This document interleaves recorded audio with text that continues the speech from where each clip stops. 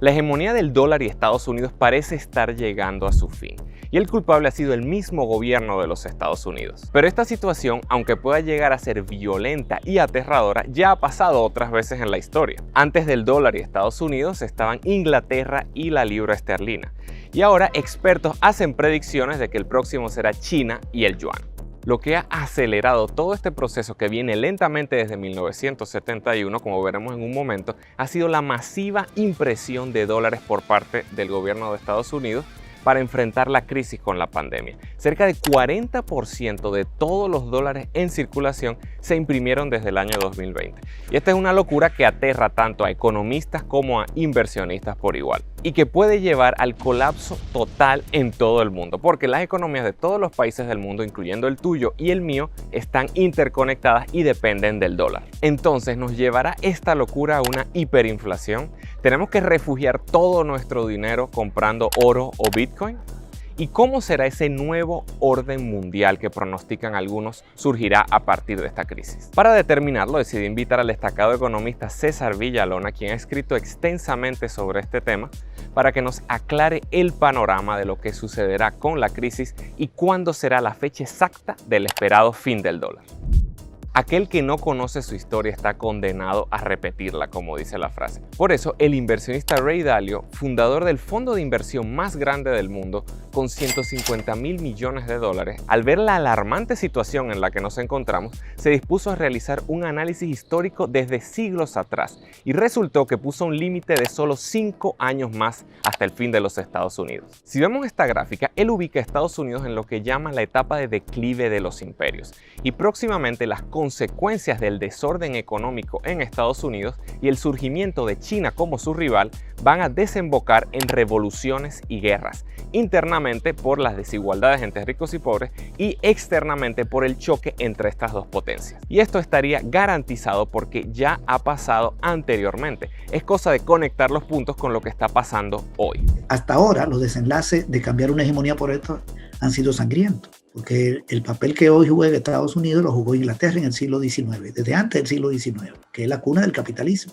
Inglaterra era el país que vendía en el mundo y que controlaba la producción mundial, y la moneda mundial era la libra esterlina. Eso cambia cuando Inglaterra pierde peso en la producción mundial y Estados Unidos coge fuerza, y cuando pierden el control militar del mundo con la aparición de la aviación. Pero esa sustitución requirió la Primera Guerra Mundial y requirió la Segunda, que eran guerras por conquista de mercado y fuentes de materia prima. De la Segunda Guerra sale Estados Unidos como la primera potencia porque no la sufrió. Fue fundamentalmente Europa y Japón. Y hoy está esta sustitución que Estados Unidos no la va a permitir sin defenderse. We will make America great again. Ya te puedes imaginar lo que esto significa para todo el mundo, siendo que más del 60% del dinero en circulación a nivel mundial está en dólares. Y Estados Unidos sigue endeudándose y endeudándose a costa de los otros países. Pero si cae Estados Unidos, todo el sistema tambalea. Y hay que decir que Estados Unidos tiene una deuda que ya es casi igual a su PIB.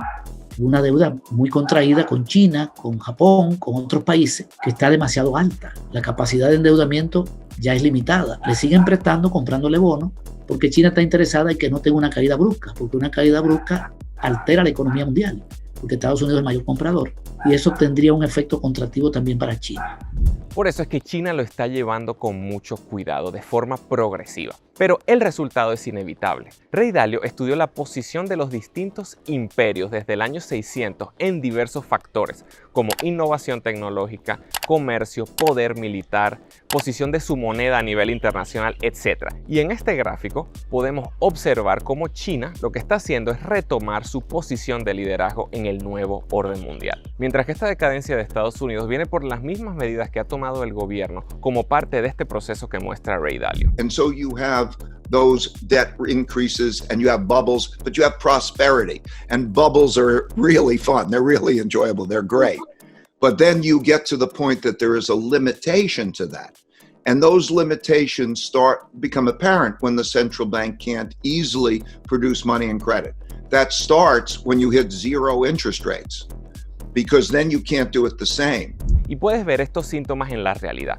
Por eso es que el banco te paga tan poco interés por tus ahorros. Incluso si tomas en cuenta la pérdida de valor de tu dinero por la inflación, es como si tú le estuvieras pagando al banco por darle tu dinero. No tiene sentido, ¿verdad? Y del otro lado, por eso es que el crédito está tan barato, incluso el crédito hipotecario, que produjo la locura que vimos en el mercado de los bienes raíces. Pero esto no es algo nuevo. Lo nuevo es la gran magnitud de estas políticas, algo nunca antes visto. Bueno, el gobierno de Estados Unidos está enfrentando la crisis económica que tiene, expandiendo el circulante a través de una emisión inorgánica. Europa está haciendo algo parecido, pero la verdad es que la emisión de dinero sin respaldo en Estados Unidos viene ya desde el año 71, cuando ellos rompieron la relación entre el dólar y el oro. We must protect the position of the American dollar as a pillar of monetary stability around the world.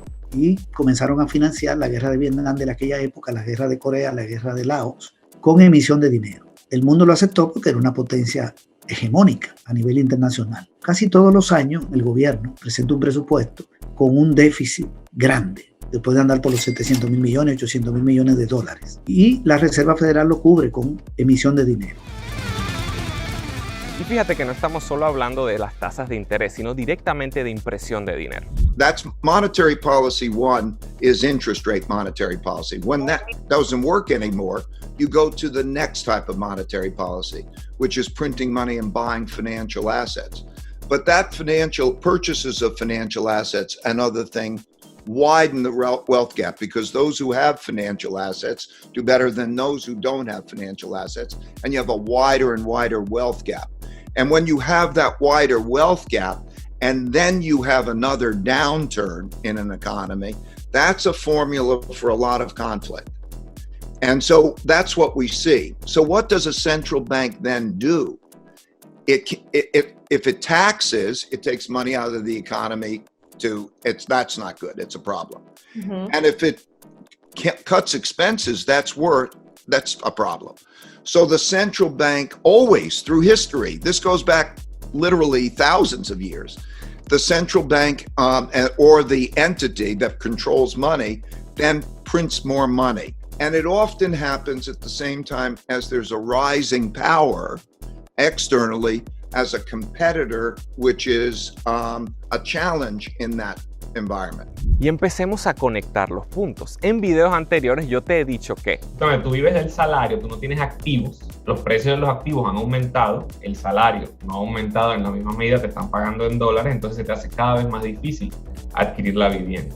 Pero esta inflación no se ve solo en los precios de los activos, que sería el resultado de lo que Ray Dalio llama la política monetaria número 2, sino que se ve también en los precios al consumidor, la inflación de todos los productos y servicios. Y esto es producto de la política monetaria número 3 que él mencionó.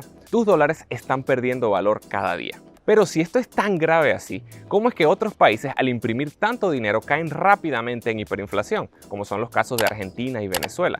Mientras que en Estados Unidos el fin del dólar va mucho más lento. Y aquí viene la gran diferencia de cómo funciona una economía con una moneda hegemónica como es el dólar y todas las otras monedas. ¿Qué pasa cuando Estados Unidos imprime dinero? El gobierno recibe el dinero, funciona con ese dinero, paga salario, cubre sus gastos y el dinero circula en la economía de Estados Unidos. Pero también ese dinero inorgánico sirve para financiar importaciones, porque Estados Unidos tiene una moneda que no solo es de circulación nacional, sino que es la moneda aceptada mundialmente.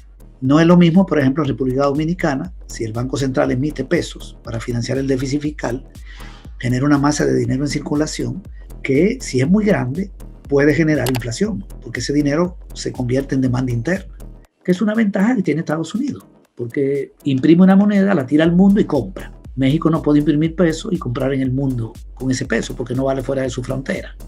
Ni lo puede hacer Haití, ni lo puede hacer Venezuela, ni República Dominicana. Ellos tienen ese lujo. Y el 60% de las transacciones mundiales se hacen en dólares. Antes era el 90%, ha perdido mucho terreno, pero todavía tiene ese peso. Y esto resulta muy pero muy interesante, porque ante las crisis lo que siempre se receta a los países latinoamericanos son medidas de ajuste y de recortes desde el Fondo Monetario Internacional, por ejemplo, para reducir el gasto del Estado y así reducir la deuda. Mientras que en Estados Unidos es todo lo contrario. Pero esta ventaja la están perdiendo con la caída del dólar que ellos mismos están provocando. Como dijimos, el dólar no está respaldado en oro desde hace décadas y se acelera la impresión de dinero. Por eso Ray Dalio dice que estamos llegando al fin del ciclo con el ascenso de China, al comparar las políticas de Estados Unidos con los otros imperios que él analizó. When you get to the end of the arc, if money is hard, when it was connected to gold or it was gold, they always broke that link. And if it was soft, they would always print more money. And you can't raise living standards by printing more money. You can redistribute it. Certainly the money that is being received by those in the form of checks and they go out and spend it helps their living standards. But what it does is it diminishes the value of that cash, and it diminishes the value of bonds, because bonds are a promise to receive a lot of currency.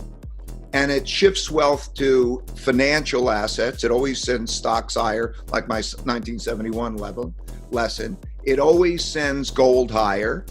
And it also always shifts the impact of currency. So when we're looking at this, we're going to also see, I think, the rise of the increased importance of China's renminbi as a currency. It's got a long way to go before it's going to be a reserve currency. And more you're going to see the internationalization of the renminbi. You're going to see capital flows move in those directions. And those kind of analogous movements have repeated through history. Entonces, ¿cuál es la fecha del fin del dólar? Veamos lo que nos comenta César sobre la competencia entre China y Estados Unidos. Lo que creo es que cuando se igualen va a venir un ajuste de cuenta a nivel planetario. A Estados Unidos se le va a informar que cuando le vendan otros países no le van a aceptar el dólar como moneda para pagarle, porque no se le puede aceptar al país que no es el que más produce ni más exporta, que sea el que imponga la moneda mundial. Una moneda tiene dos respaldos: el peso en la producción y en las exportaciones. Por eso cuando terminó la Segunda Guerra Mundial, Estados Unidos llegó a tener la mitad del PIB planetario y más del 40% de las exportaciones. Era el país que había que comprarle. Entonces, en la medida que sus mercancías son más deseadas, su moneda es más solicitada y se impone en el terreno mundial. Todavía es el principal productor, pero con el 24%, no con el 50%. Y China, que viene de la nada casi, no representa ni el 1%, a tener ya casi el 18%. Entonces, cuando eso ocurra, tiene que haber una transformación en el sistema monetario y van a circular varias monedas que le van a competir al dólar. Lo que está planteando, por ejemplo, las Naciones Unidas es que haya una bolsa de monedas, que el dólar tenga una parcela, otra la moneda china, el euro, y se habla también del marco alemán, que no existe en este momento, pero lo pueden reactivar, o el yen. Pero ni el yen, ni el euro, ni el marco alemán van a sustituir el dólar. Estados Unidos tiene un PIB superior a todos los países de la Unión Europea que están con el euro. Y Japón es superado por Estados Unidos 4 veces. Japón no tiene ninguna posibilidad de sustituirlo. Alemania menos. El PIB de Alemania es el 4% del PIB mundial. Nada más, el de Estados Unidos es el 24%. Es China el que va. Y en un bloque, en alianza con la India, Rusia y quién sabe si Brasil, junto con Sudáfrica, que ya sí tienen más producción que Estados Unidos. Y puede surgir una moneda del BRIC, de esos 4 países, 5 países que tendrían ya como el 30% del PIB mundial. Pero este conflicto no es solamente de dos monedas, del dólar versus el yuan chino. Ray Dalio menciona que también está la guerra comercial, guerra tecnológica, guerra de inversiones, guerra geopolítica. ¿Qué pasa si el dólar deja de ser usado como la moneda por excelencia para los intercambios comerciales entre los distintos países? Eso para Estados Unidos es un gran problema, porque eso significa que no puede financiar importaciones con inorgánico. Entonces, tiene que ajustar sus compras en el mundo a sus ventas. La salida es reducir importaciones.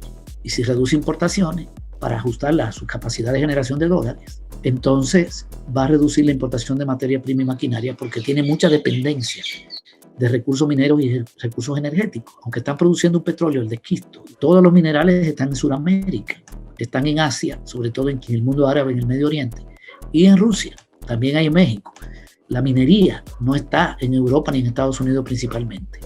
Y todo eso se necesita para crear máquinas, para producir. Los bienes de capital vienen de la minería, pero también como materia prima. El petróleo sirve para todo. Tiene miles de derivados. Entonces, ahí hay una amenaza, porque si no pueden emitir dólares para financiar el déficit fiscal e importar, entonces sus compras bajan y se afecta el aparato productivo. Y con una caída del aparato productivo se reducen los ingresos fiscales y se les dificulta mantener las 800 y pico de bases militares que tienen en el mundo. Pierden hegemonía militar y política. Entonces es un proceso paulatino que están llevando a cabo de posible sustitución, pero que es muy difícil que se haga por la vía pacífica. Estados Unidos le tiene que dar respuesta a esa posibilidad y se le ha estado dando con sus acciones militares en Asia, el ataque a Libia, el ataque a Siria.